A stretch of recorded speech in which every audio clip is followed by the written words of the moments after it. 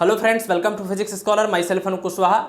तो TGT, PGT और GIC lecturer के इस लेक्चर सीरीज में आज की क्लास में हम लोग जो टॉपिक डिस्कस करेंगे that is kinetic theory of gases and Maxwell's distribution law of velocities.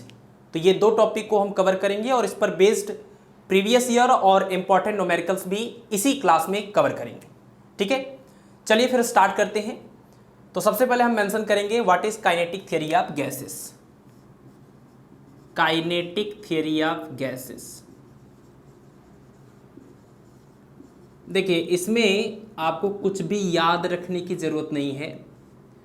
आप गैस के बारे में जो भी जानते हैं that is the kinetic theory of gases. मतलब काइनेटिक थ्योरी ऑफ गैसेस में वो सारी चीज़ों को आप बोल सकते हैं जो गैस की प्रॉपर्टीज होती हैं। तो काइनेटिक थ्योरी ऑफ गैसेस में सपोज कि किसी कंटेनर में, यहाँ पर ये कोई एक कंटेनर है, इसके अंदर ये गैस है, तो गैस की क्या क्या प्रॉपर्टीज़ होती हैं, इसके अंदर गैस कैसे बिहेव करता है, किस तरीके से रहता है।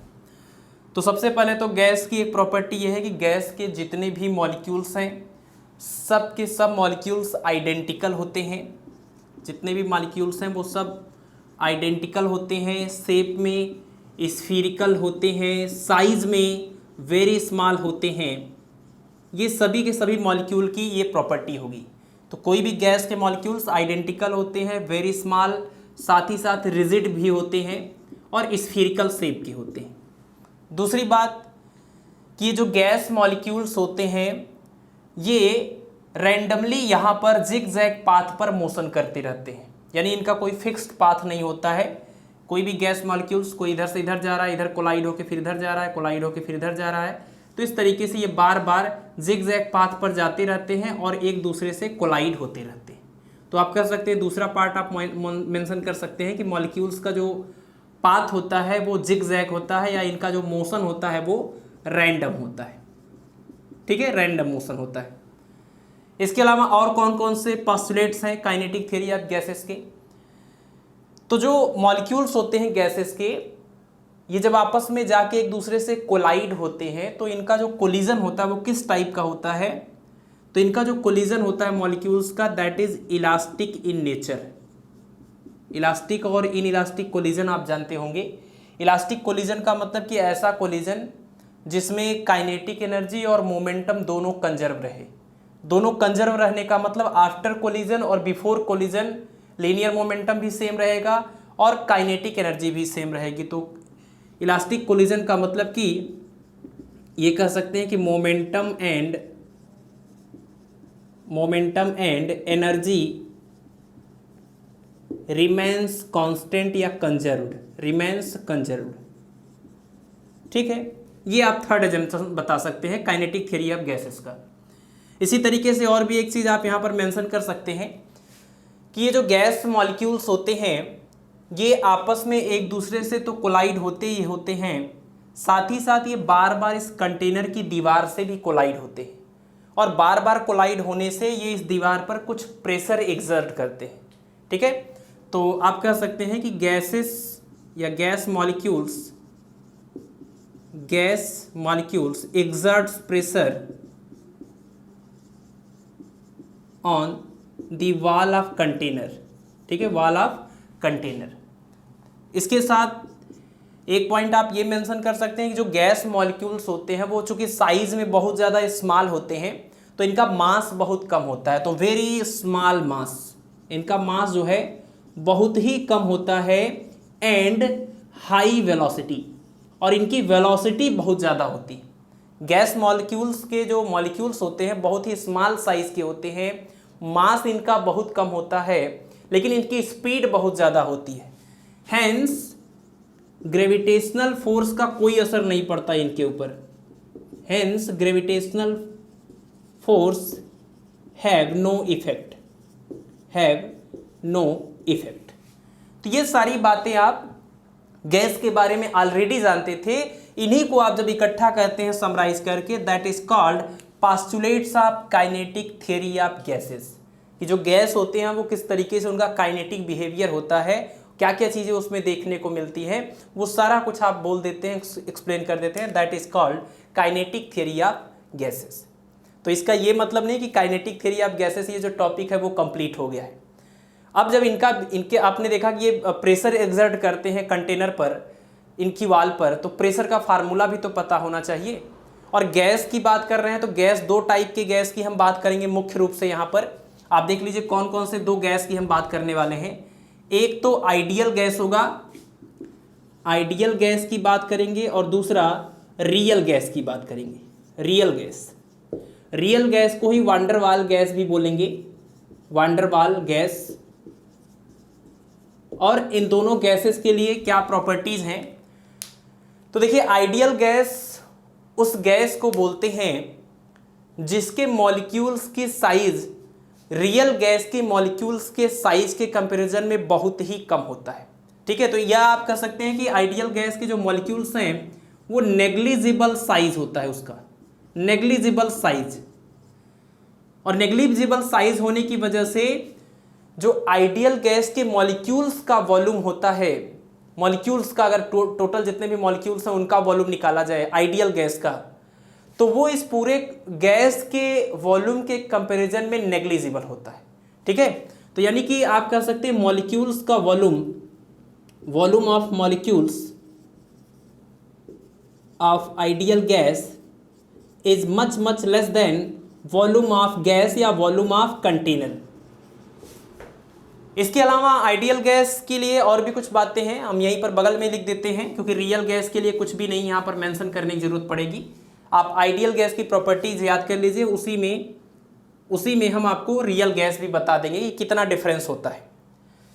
तो जो आइडियल गैसेस होती है उनकी खास बात ये होती है कि at all temperature and pressure, temperature और प्रेशर की हर एक कंडीशन में ये गैस लॉज को फॉलो करती हैं। गैस लॉज आप जानते होंगे, तीनों लॉज हम ऑलरेडी मेंशन कर चुके हैं, बायल्स लॉ, चार्ल्स लॉ और प्रेशर लॉ, जिसको गैर लुसेक लॉ भी कहते हैं। इन तीनों लॉज को टेम्परेचर और प्रेशर की हर कंडीशन में जो गैस फॉलो करती है उसी गैस को हम बोलते हैं आइडियल गैस। जबकि रियल गैस एक पर्टिकुलर केस में ही, मतलब पर्टिकुलर टेम्परेचर और प्रेशर पर ही इन रूल्स को फॉलो करती हैं, तो वो आपकी रियल गैसेस हो गई। ठीक है, तो आइडियल गैस का ये आप सबसे इंपॉर्टेंट पॉइंट ये आप याद कर सकते हैं। और जो आइडियल गैसेस होती हैं उनमें no intermolecular attraction, ideal gases के बीच में, मॉलिक्यूल्स के बीच में इंटरमॉलिक्यूलर अट्रैक्शन नहीं के बराबर होता है। ठीक है, नो इंटरमॉलिक्यूलर अट्रैक्शन। टेम्परेचर और प्रेशर के हर कंडीशन में गैस लॉज को फॉलो करती है, बायल्स law, Charles law, pressure law को फॉलो करती हैं। इनका साइज जो होता है वो नेग्लिजिबल होता है, यानी इनका जो अपना वॉल्यूम होता है वो पूरे गैस या पूरे कंटेनर के वॉल्यूम के कंपैरिजन में नेग्लिजिबल होता है।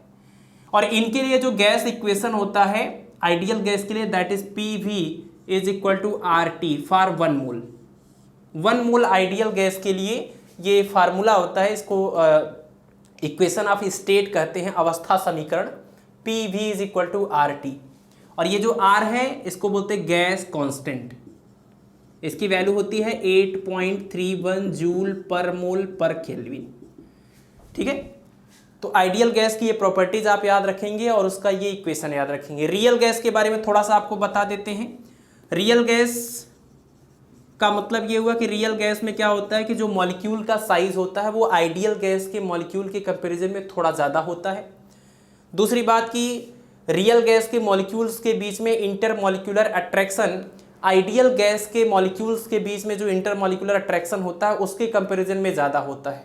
ठीक है, और जो रियल गैसेस होती हैं वो हर टेम्परेचर और प्रेशर पर गैस लॉज को फॉलो नहीं करती हैं। एक कंडीशन होता है at high temperature and low pressure पर जो रियल गैसें होती हैं वो गैस लॉज को फॉलो करती हैं, या आप कह सकते हैं कि रियल गैसें आइडियल गैस की तरह बिहेव करने लगती हैं।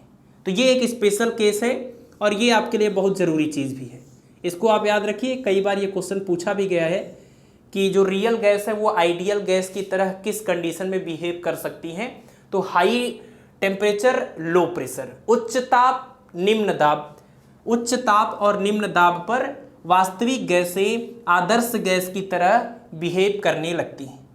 और इनके लिए जो अवस्था समीकरण होता है, इक्वेशन ऑफ स्टेट, उस तरीके से फॉर 1 मोल वो होता है P + A/V² V minus B is equal to R T. ये है equation of state for real gases. इसी इक्वेशन को हम वांडरवाल गैस इक्वेशन भी कहते हैं, वांडरवाल गैस इक्वेशन। और इसी वजह से रियल गैस को वांडरवाल गैस भी कहा जाता है, क्योंकि उस इक्वेशन का नाम है वांडरवाल गैस इक्वेशन। ठीक है, तो मैं फिर से एक बार डिफरेंशिएट कर देता हूँ आइडियल गैस और रियल गैस में। तो आइडियल गैस के मॉलिक्यूल का साइज नेग्लिजिबल होता है टोटल वॉल्यूम के रिस्पेक्ट में। हर टेम्परेचर और प्रेशर पर ये गैस लॉज को फॉलो करती हैं। इनका जो इक्वेशन ऑफ स्टेट है that is PV equal to RT। इनके बीच में जो इंटरमोलिकुलर अट्रैक्शन होता है वो जीरो होता है या नहीं होता है। रियल गैस की बात करें तो रियल गैस का जो मॉलिक्यूल होता है उसका जो साइज़ है वो आइडियल गैस के मॉलिक्यूल्स के साइज़ में थोड़ा ज़्यादा होता है, और ये एक पर्टिकुलर केस में गैस लॉज को फॉलो करती हैं। और वो पर्टिकुलर केस क्या है? High temperature low pressure. जैसे इनका इक्वेशन ऑफ स्टेट होता है PV इक्वल टू RT, वैसे इनका इक्वेशन ऑफ स्टेट होता है P में थोड़ा प्लस करेंगे, V में थोड़ा माइनस करेंगे, यानी प्रेशर थोड़ा ज़्यादा करना है, वॉल्यूम थोड़ा कम कर देना है। ठीक है, तो P plus A upon V square, V minus B is equal to RT। A और B यहाँ पर कॉन्स्टेंट है। This is equation of state for real gas known as van der Waals gas equation. Clear? तो kinetic theory of gases, real gases, ideal gases, ये सब आपने देख लिया। अगर आपको गैस लॉज नहीं पता है तो ये भी हम साथ में मेंशन कर देते हैं। 3 गैस लॉज आपको हम बता चुके हैं। कौन कौन से गैस लॉज है? बायल्स लॉ है, P1 V1 is equal to P2 V2, ये बायल्स लॉ है। और दूसरा आपने पढ़ा था V1 upon T1 is equal to V2 upon T2, ये चार्ल्स लॉ है। और तीसरा है जिसको प्रेशर लॉ भी बोलते हैं, गैल-लुसैक लॉ भी बोलते हैं, that is P1 upon T1 is equal to P2 upon T2। इन्हीं तीनों को हम वन वर्ड में क्या बोलेंगे? Gas laws. ठीक है, यही तीनों आपके क्या है? Gas laws, Boyle's law, Charles law, pressure law. ठीक है, चलिए अब नेक्स्ट हम मेंशन करेंगे यहाँ पर काइनेटिक थ्योरी ऑफ गैसेस के। ये थ्योरेटिकल पार्ट हो गए, बट मैथमेटिकल पोर्शन ज़्यादा इंपॉर्टेंट है और उसी पर बेस्ड न्यूमेरिकल भी पूछे गए हैं। कुछ तो ऐसे फार्मूले जो बहुत ही पॉपुलर है, इसके पहले की थ्योरी में भी हमने उसको मेंशन किया है। तो आइए अब मैथमेटिकल पोर्शन की बात कर लेते हैं काइनेटिक थ्योरी ऑफ गैसेस से। तो काइनेटिक थ्योरी ऑफ गैसेस से आपको पता चला कि जो गैसेस होती हैं वो कंटेनर की वॉल पर एक प्रेशर एग्जर्ट करती हैं। तो प्रेशर ऑफ आइडियल गैस का फार्मूला आपको याद रखना है, और कुछ यहाँ पर हम बस मैथमेटिकल पार्ट ही डिस्कस करने वाले हैं, तो आप हर एक चीज़ को यहाँ नोट कर सकते हैं। तो सबसे पहला फार्मूला जो आपको याद रखना है, pressure of an ideal gas. Ideal gas के प्रेशर का formula P is equal to 1/3 mn upon capital V square bar. यहाँ पर हर एक टर्म को जानना जरूरी है। वैसे ये फार्मूला अपने आप में एक ऐसा फार्मूला है कि इस फार्मूले से बहुत सारे रिजल्ट आपको मिलने वाले हैं।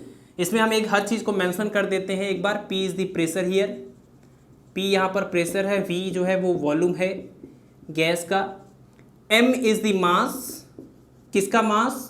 मास ऑफ वन मॉलिक्यूल, एक मॉलिक्यूल का मास है। N is the number of molecules. अब बताइए, अगर नंबर ऑफ मॉलिक्यूल्स में एक मॉलिक्यूल के मास का मल्टीप्लाई कर दें तो ये क्या मिलेगा? ये मिलेगा टोटल मास। यानी आप M इंटू N को कह सकते हैं total mass of the gas, और total mass of the gas को मॉलिक्यूलर वेट कहते हैं। अगर एक मोल हो, नंबर ऑफ मोल्स मॉलिक्यूल्स जो हैं वो अवोगाड्रो नंबर के इक्वल हो जाए तो इसको आप मॉलिक्यूलर वेट बोल सकते हैं। तो अभी फिलहाल के लिए हम ये M इंटू N को क्या बोल सकते हैं? Total mass, total mass of gas. ठीक है, और V स्क्वायर और इसका बार, बार का मतलब यहाँ पर एवरेज से है और स्क्वायर का मतलब आप समझ रहे हैं, तो इस एवरेज को हम मीन बोलेंगे।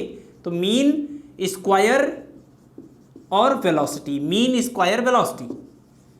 ठीक है, तो ये सारे टर्म आपको याद रखने हैं इस फार्मूले के लिए। अब इसी फार्मूले को हम थोड़ा सिंप्लीफाई करते हैं तो एक और दूसरे रूप में पहुंच जाएंगे।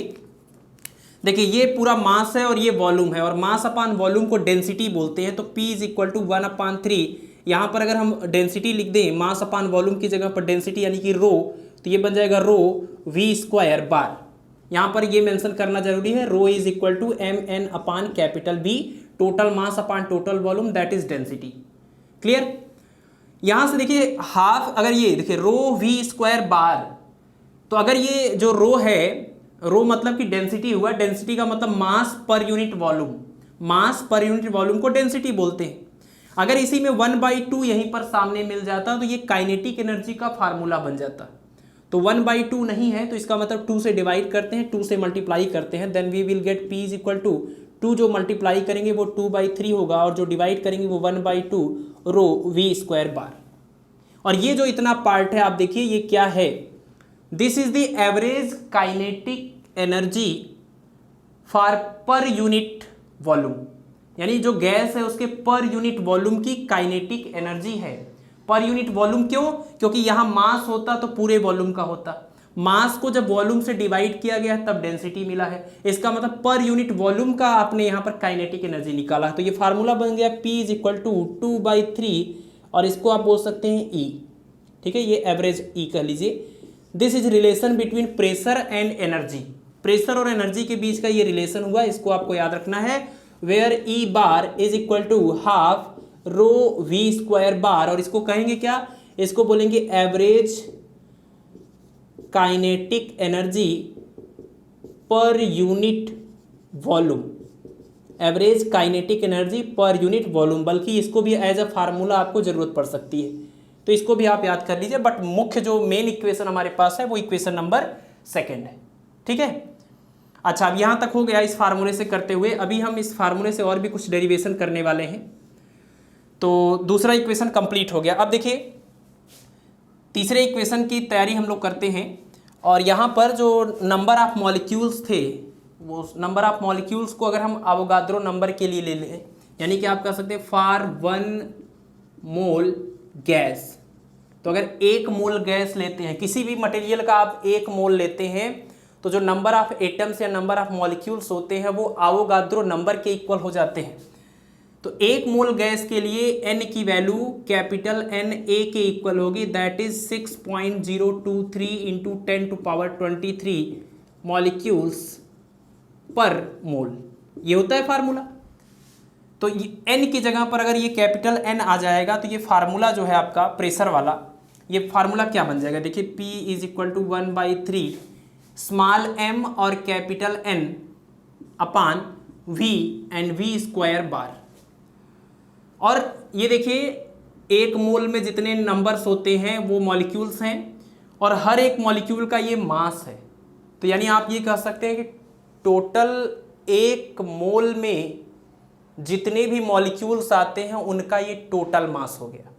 अभी तक तो 1 मोल हमने लिया नहीं था क्योंकि नंबर ऑफ मॉलिक्यूल्स हमने कंफर्म नहीं किया था। अगर हमने 1 मोल गैस बोल दिया है तो 1 मोल गैस में number of molecules Avogadro number के इक्वल, तो यानी ये 1 मोल गैस का टोटल मास है जिसको मॉलिक्यूलर वेट बोलते हैं। तो इसको अगर हम मॉलिक्यूलर वेट बोलते हैं तो ये फार्मूला देखिए, यानी m और n is equal to capital M is equal to molecular weight. बहुत ही इंपॉर्टेंट बात है ये, इसको बोलते हैं मॉलिक्यूलर वेट, तो आप इसको याद रखेंगे। और इसकी वजह से ये फार्मूला देखिए कैसे चेंज हो जाएगा, अगर वॉल्यूम को इसके साथ मल्टीप्लाई कर दें तो P इंटू वी 1/3। देखिए ये डेरिवेशन हम किस लिए आखिर बता रहे हैं, अगर हम चाहे तो आपको सीधे सीधे फार्मूला नोट कर देते और आप उसको याद कर लेते, लेकिन ये इस तरीके के फार्मूले हैं कि आप बार बार कंफ्यूज हो सकते हैं और आप भूल जाएंगे, परेशान हो जाएंगे। तो मुझे ये लगता है कि ये बहुत ही आसान सा तरीका है एक फार्मूले से दूसरे फार्मूले तक पहुँचने के लिए, इस चैप्टर के न्यूमेरिकल को सॉल्व करने के लिए।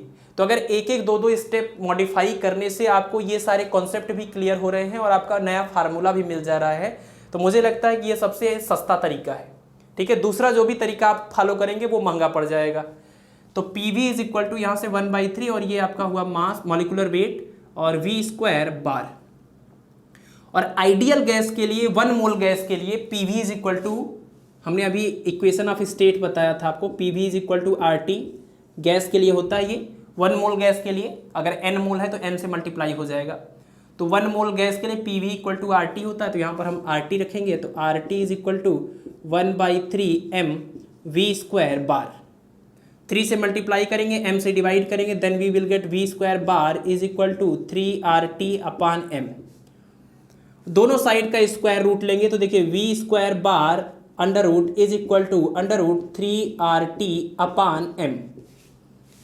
और ये जो V स्क्वायर का बार है उसके बाद स्क्वायर रूट है, इसको बोलेंगे क्या, तो देखिए जब वी स्क्वायर का बार था तो क्या बोल रहे थे, मीन स्क्वायर वेलोसिटी, मीन यानी एवरेज, मीन स्क्वायर वेलोसिटी। लेकिन देखिए मीन स्क्वायर वेलोसिटी से पहले यहाँ पर स्क्वायर रूट लग गया है, तो इसको बोलेंगे रूट मीन स्क्वायर वेलोसिटी, है ना। स्क्वायर रूट को सिर्फ रूट बोल रहे हैं, तो रूट मीन स्क्वायर वेलोसिटी, और इसको हम एक्सप्रेस करते हैं VRMS, यानी रूट मीन स्क्वायर वेलोसिटी। तो ये term root mean square velocity VRMS बन गया, और फार्मूला आ गया अंडर रूट 3RT/m। तो ये भी एक काफ़ी इंपॉर्टेंट फार्मूला है, इसको भी आपको याद रखना है, VRMS is equal to under root 3RT/m। और किसी एक ही गैस की अगर हम बात करें अलग अलग टेम्परेचर्स पर, सॉरी किसी एक ही, हाँ ठीक है, अगर एक ही गैस की हम अलग अलग टेम्परेचर पर बात करें तो उनकी रूट मीन वेलोसिटीज का क्या रेशियो आएगा, और अगर हम दो अलग अलग गैसेस की बात करें सेम टेम्परेचर पर तो रूट मीन वेलोसिटीज का जो रेशियो होगा वो क्या आएगा। तो यहां से इस एक्सप्रेशन को तो आपको याद रखना है। दो मुख्य इक्वेशन आ गए थे, ये आपका तीसरा इक्वेशन हो गया, और इस तीसरे इक्वेशन से आप क्या बोल सकते हैं, क्या कंक्लूजन निकाल सकते हैं, इफ टू गैसेस, यानी फॉर टू गैसेस, आप कह दीजिए for two gases at same temperature, दो अलग अलग गैसेस की हम बात करें लेकिन टेम्परेचर सेम हो, एक ही टेम्परेचर पर दो अलग अलग गैसेस की रूट मीन स्क्वायर वेलोसिटीज का अगर हम रेशियो निकालना चाहें, तो देखिए अगर गैसेस सेम हैं, for two gases at same, sorry यहाँ टेम्परेचर सेम है, तो टेम्परेचर सेम है लेकिन गैस अलग अलग है, तो इसका मॉलिक्यूलर वेट दोनों का अलग अलग होगा।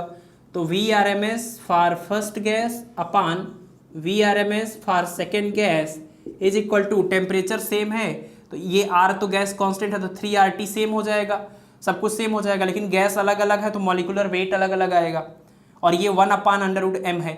जब रेशियो लेंगे यहाँ पर क्या मिलेगा आपको, M2/M1। तो ये फार्मूला हम यूज करेंगे दो अलग अलग गैसेस के लिए सेम टेम्परेचर के केस में, तो इसको हम इक्वेशन नंबर 3 का पार्ट नंबर 1 बोल सकते हैं।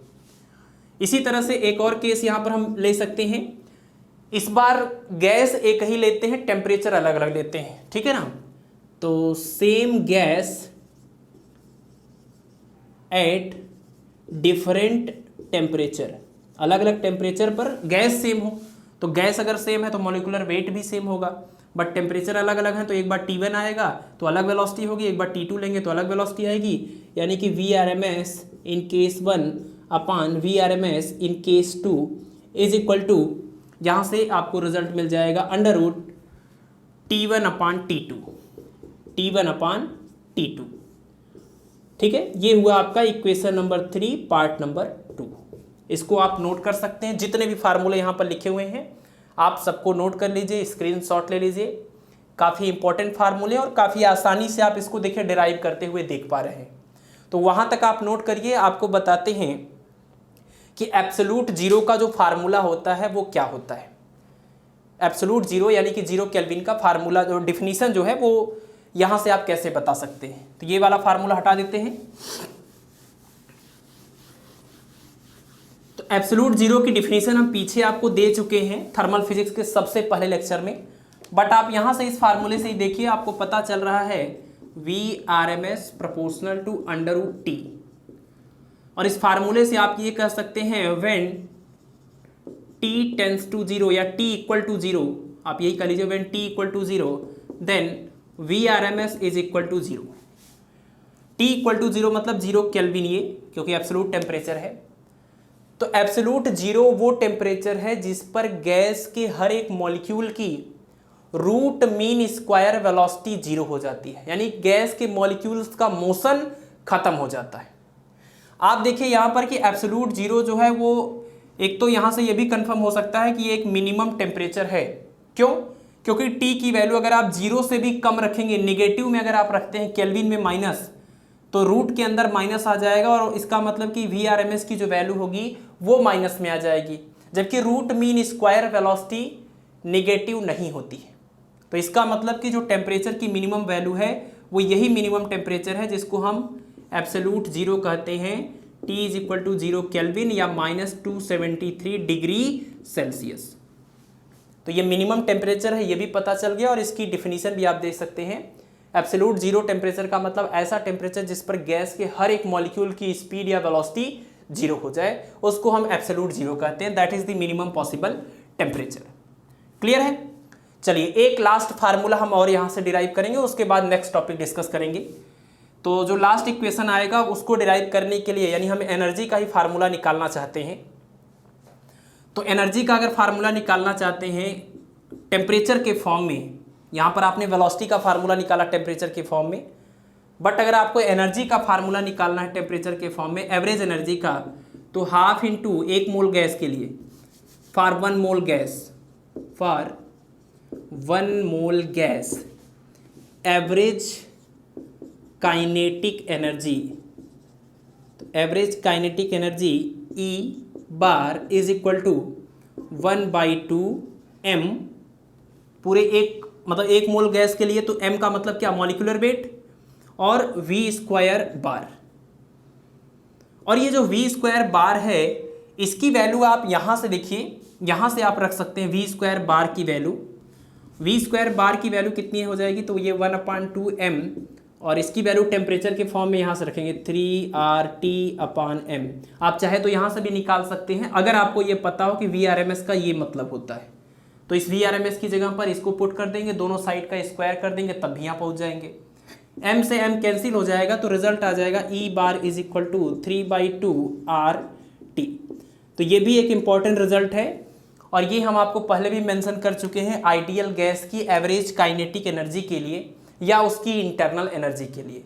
तो हमने पिछले लेक्चर में ही मेंशन किया था कि आइडियल गैस की जो इंटरनल एनर्जी होती है वो सिर्फ और सिर्फ टेम्परेचर पर डिपेंड करती है, जबकि ये फार्मूला जो हम लिख रहे हैं वो काइनेटिक एनर्जी का है। तो आइडियल गैस के बीच में, आइडियल गैस के मॉलिक्यूल्स के बीच में इंटरमॉलिक्यूलर अट्रैक्शन जीरो होता है, तो अगर इंटरमॉलिक्यूलर फोर्स नहीं लग रहा है तो पोटेंशियल एनर्जी नहीं होगी। तो आइडियल गैस की जो टोटल एनर्जी होगी वो काइनेटिक एनर्जी के फॉर्म में, और काइनेटिक एनर्जी टेम्परेचर पर डिपेंड करता है। तो इसका मतलब कि आइडियल गैस की जो इंटरनल एनर्जी है वो सिर्फ और सिर्फ टेम्परेचर पर डिपेंड करती है, टेम्परेचर का एक फंक्शन है, और इसी को हम जूल्स लॉ बोलते थे। ठीक है, तो E bar equal to 3/2 RT, इस इक्वेशन को हम बोलेंगे इक्वेशन नंबर 4। लेकिन ध्यान देने वाली बात यह है कि ये फार्मूला आप किसके लिए यूज कर रहे हैं, 1 मोल गैस के लिए। तो 1 मोल गैस की एवरेज काइनेटिक एनर्जी का फार्मूला 3/2 RT।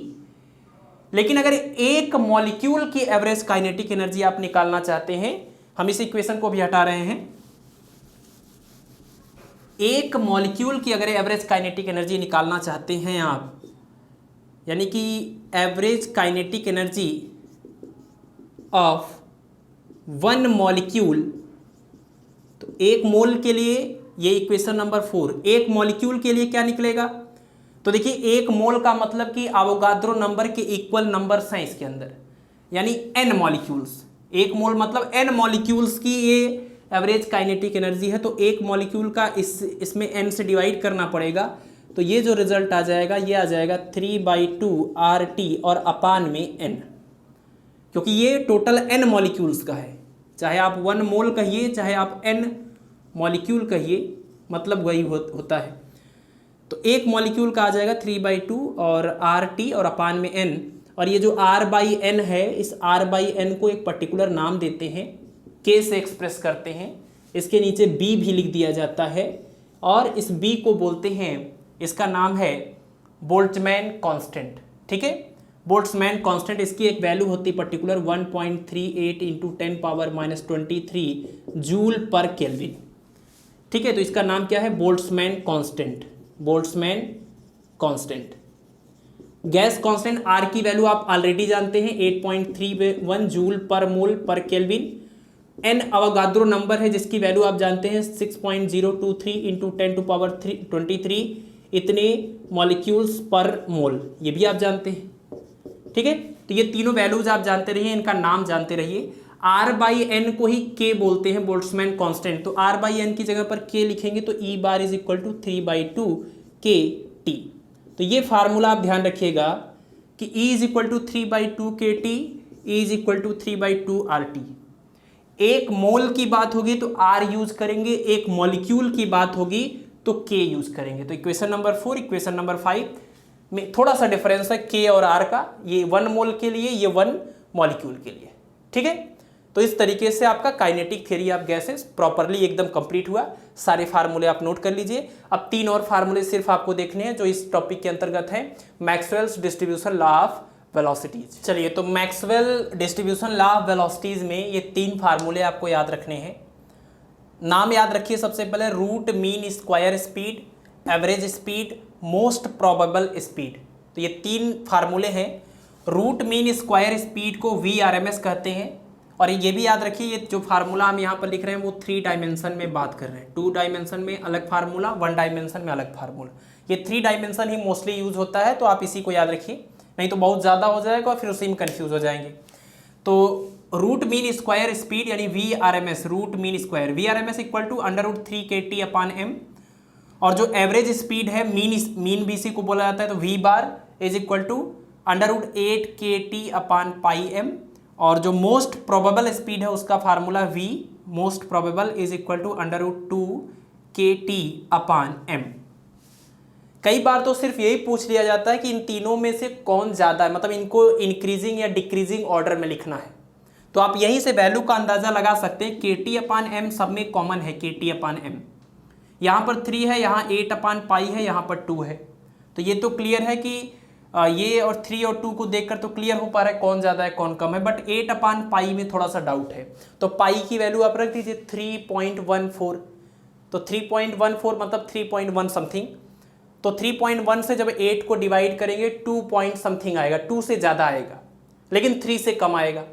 तो इससे पता चलता है कि यहाँ पर ये जो वैल्यू आएगी, इसको सिंप्लीफाई करने के बाद 2 से ज़्यादा है और 3 से कम है।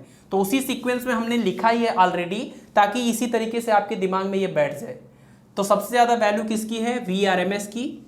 उससे कम किसकी वैल्यू है? V बार की। और सबसे कम वैल्यू किसकी है? V मोस्ट प्रोबेबल स्पीड की। तो ये सीक्वेंस भी आप याद कर सकते हैं, कई बार क्वेश्चन में सिर्फ यही चीज़ आपसे पूछा जाता है, ठीक है।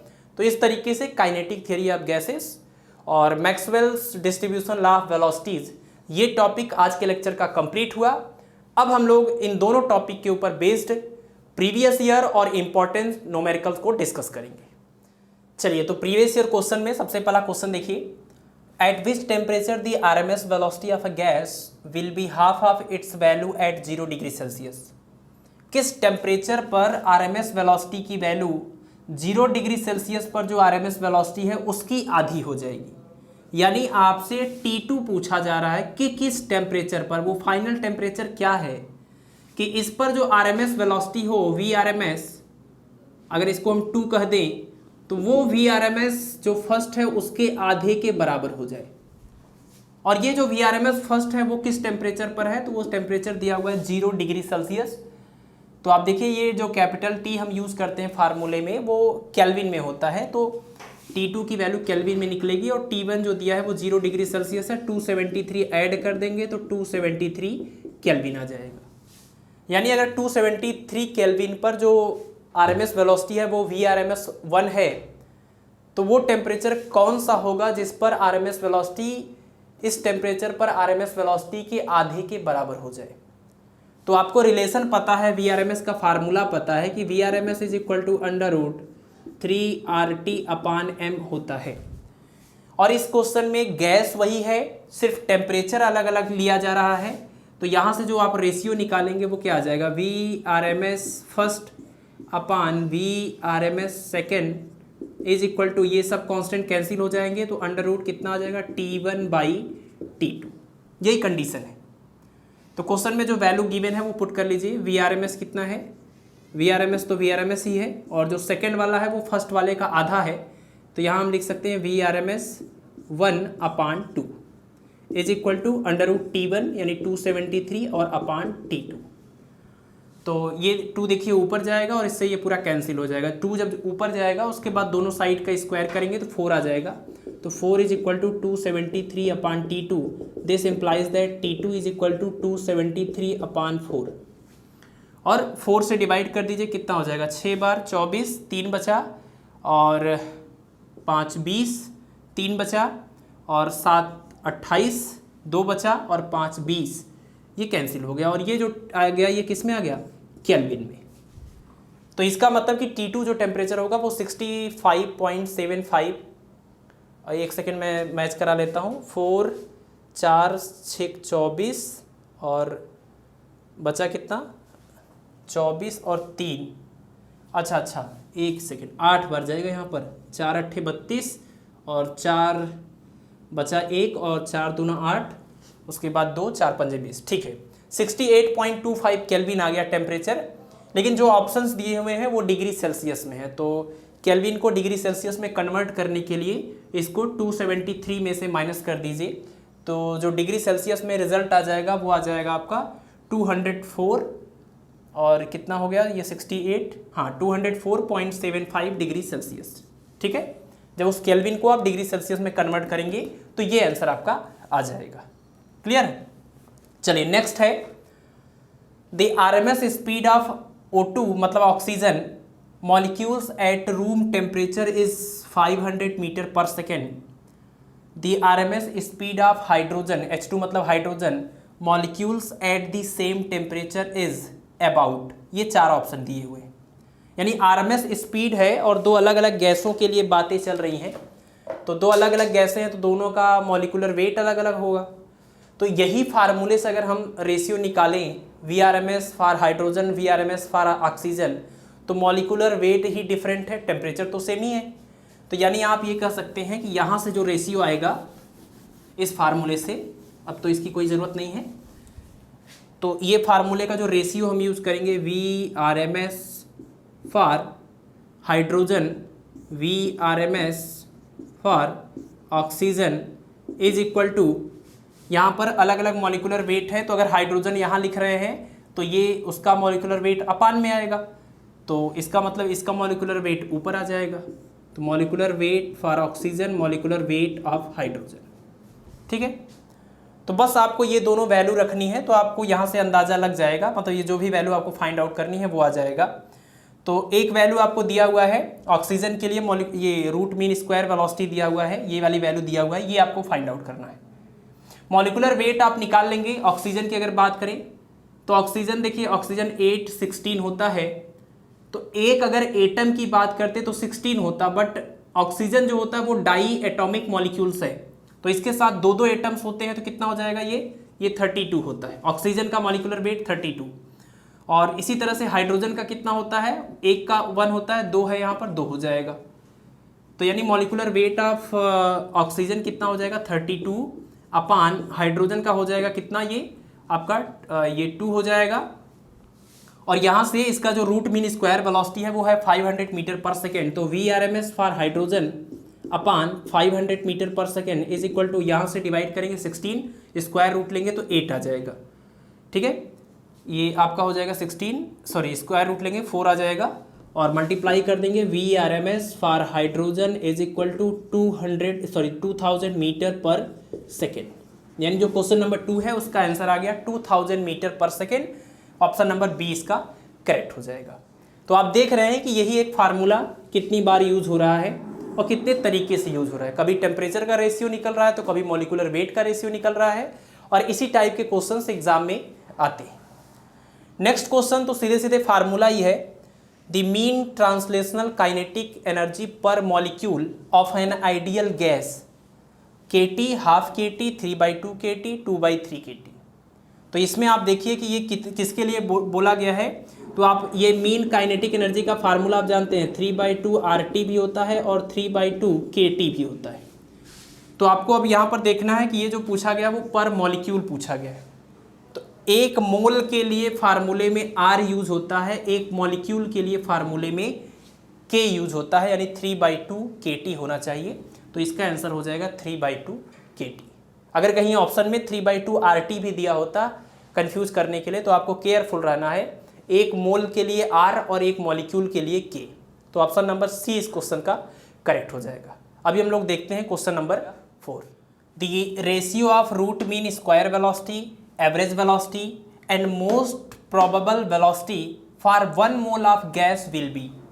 एक मोल गैस के लिए ये तीनों जो Maxwell distribution law of velocity में हमने 3 फार्मूले आपको बताए, उन तीनों का रेशियो पूछा गया और सीक्वेंस यही रखना है, आरएमएस वेलोसिटी, एवरेज वेलोसिटी और मोस्ट प्रोबेबल वेलोसिटी। तो इन तीनों का आपस में रेशियो क्या होगा, ये 4 ऑप्शन दिए हुए हैं। तो ये आपका होमवर्क है, इसको आप सॉल्व करिएगा और बताइएगा कि इसका आंसर क्या आ रहा है। हम आपको फार्मूला एक बार फिर से बता देते हैं। फार्मूला हम ऑलरेडी मेंशन कर चुके हैं, जैसे कि VRMS का फार्मूला क्या होता है, √3kT/m। और उसके अलावा VRMS के बाद आपने V एवरेज का देखा था 8kT/m। और लास्ट में आपने देखा था V most probable is equal to 2kT/m। तो ये तीनों फार्मूले आपके सामने हैं, इनका इसी सीक्वेंस में रेशियो निकालना है, न्यूमेरिकल वैल्यू के फॉर्म में बताना है कौन सा ऑप्शन करेक्ट होगा। तो इसका जवाब आप लोग दीजिएगा। नेक्स्ट क्वेश्चन देखिए, which one of the following physical quantities has same value for molecules of all gases at a given temperature. एक गिवन टेम्परेचर के लिए हर एक मॉलिक्यूल के लिए ऐसी कौन सी क्वांटिटी है जो सेम होगी। तो वही क्वांटिटी सेम होगी जो सिर्फ टेम्परेचर पर डिपेंड करती हो, वही क्वांटिटी सेम होगी जो सिर्फ टेम्परेचर पर डिपेंड करती हो। तो मास तो नहीं सेम होगा, ठीक है, सबका मॉलिक्यूल का मास अलग अलग है, स्पीड सबका अलग अलग है। मोमेंटम की अगर बात करें तो अगर वेलोसिटी अलग है, मास अलग है, तो मोमेंटम मास इंटू वेलोसिटी से निकलता है, ये भी अलग अलग होगा। लेकिन काइनेटिक एनर्जी सभी मॉलिक्यूल के लिए गिवन टेम्परेचर के लिए कांस्टेंट होगा, क्योंकि काइनेटिक एनर्जी का फार्मूला आपने देखा था 3/2, एक मोल के लिए 3/2 RT। और इस फार्मूले में आप देखिए कि ये पूरा का पूरा पार्ट कांस्टेंट है, यानी कि E is a function of temperature only. बाकी वो कौन से मॉलिक्यूल है, उनका मॉलिक्यूलर वेट कितना है और क्या स्पीड है, इस सब कोई मैटर नहीं करता है। Average kinetic energy for each molecule at a given temperature is constant या सेम। तो इसका मतलब इसका ऑप्शन नंबर 4 करेक्ट हो जाएगा। अगर सेम टेम्परेचर है तो सारे मॉलिक्यूल की एवरेज काइनेटिक एनर्जी सेम आएगी, ठीक है। अच्छा, नेक्स्ट क्वेश्चन देखिएगा। तो VRMS दिया हुआ है, यानी रूट मीन स्क्वायर वेलोसिटी दिया हुआ है, मोस्ट प्रोबेबल वेलोसिटी दिया है, यानी इनका सिंबल दिया हुआ है। तो कह रहा है कि इनमें आपस में क्या रिलेशन होगा, यानी रिलेशन डेवलप करना है। तो ये भी एक आसान सा क्वेश्चन है, क्योंकि आपको फार्मूले सबके पता ही है। VRMS का फार्मूला क्या होता है, √3kT/m। उसके अलावा यहाँ पर VP कितना है, ये है आपका √ यानी कि ये मोस्ट प्रोबेबल वेलोसिटी है जो लास्ट में आता है 2kT/m। तो इनके बीच में आपस में रिलेशन डेवलप करना है। तो आप देखिए, अगर हम इसको रूट के वाले पार्ट को अलग कर दें, √3 और kT/m, यहाँ से हम लिख दें √2 और उसके बाद √kT/m, और इन दोनों को आपस में डिवाइड कर दें, तो VRMS/V probable is equal to, ये पूरा पार्ट कैंसिल हो जाएगा और इन दोनों को एक साथ √3/2 लिख सकते हैं। तो हमको मोस्ट प्रोबेबल वेलोसिटी की वैल्यू फाइंड आउट करना है RMS के फॉर्म में। तो इसको इधर ले जाते हैं और इसको इधर ले आते हैं, तो कुल मिला के V probable is equal to ये आ जाएगा √2/3 और उसके साथ में VRMS, ठीक है। तो ये रिजल्ट आपका आ जाएगा √2/3 VRMS। तो ऑप्शन नंबर इसका करेक्ट हो जाएगा √2/3 VRMS, यानी ऑप्शन नंबर 2 करेक्ट हो जाएगा। तो इस पूरे टॉपिक में अभी तक जितना भी हमने पढ़ा है, आपने देखा कि ज़्यादातर जो क्वेश्चंस हैं वो रूट मीन स्क्वायर वेलोसिटी के ऊपर बेस्ड जो क्वेश्चंस हैं वो पूछे जाते हैं। तो रूट मीन स्क्वायर वेलोसिटी का फार्मूला यूज करते हुए हमने कुछ क्वेश्चंस भी बताए हैं। इसके अलावा आपके पास जो भी बुक्स अवेलेबल है, जो भी क्वेश्चंस अवेलेबल हैं, उससे भी आप प्रैक्टिस कर सकते हैं। आई होप कि ये वीडियो आपको पसंद आया होगा, सारे टॉपिक अच्छे से क्लियर हो गए होंगे। तो इसी उम्मीद के साथ अब हम आपसे मिलेंगे नेक्स्ट लेक्चर में। Till then take care of yourself. Thank you.